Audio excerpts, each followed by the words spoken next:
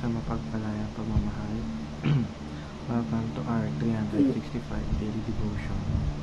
Ako po si Alexander Gomez ng Batch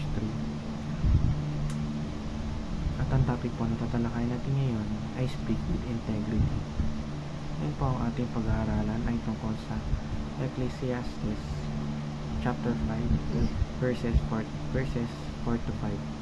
At buksan po natin ang ating puso at isip sa magandang salita ng Diyos. Sinasabi dito na, when you make a promise to God, don't wait too long to carry it out. He isn't pleased with foolish people, so do what you have promised. It is not good to make a promise and not keep it. It is better to make no promise at all. Or sa Tagalog, kung mangangako ka sa Diyos, tuparin mo ito agad. Hindi siya nalulugod sa taong mangmang. Kaya tuparin mo ang iyong pangako sa Kanya. Mabuti pang huwag ka nang mangako kaysa mangangako ka at di mo tutuparin. Sinasabi sa verse na kapag nangangako daw tayo ay tuparin natin. Huwag na natin paghintayin ng matagal ang pinangakuan natin, especially ang Diyos. Kung babaliin lang natin ang pangako natin, ay dapat una pa lang ay hindi na tayo nangako.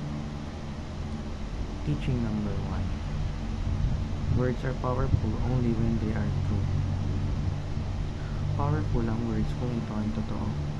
Kaya nga may kasabihan na huwag magpapromise kapag masaya dahil minsan nakakapag-promise tayo sa mga tao dulot ng kasiyahan kahit alam nating mahirap itong tuparin.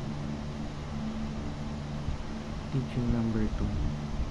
The messenger is just as important as the message.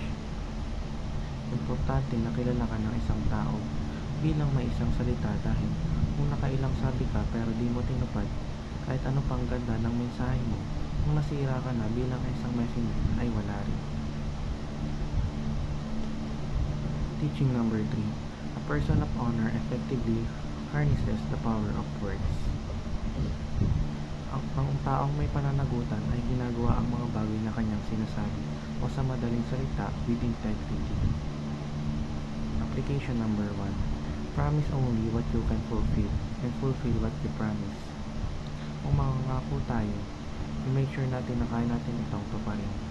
Huwag tayong mangangako kung alam nating alanganin at tuparin natin ang mga pangakong binibitawan natin. Application number 2. Mean what you say and say what you mean. Make sure na lahat ng papangako at sasabihin natin ay galing talaga sa puso natin. Ilinaw natin ang lahat upang wala tayong mabigyan ng falsehood.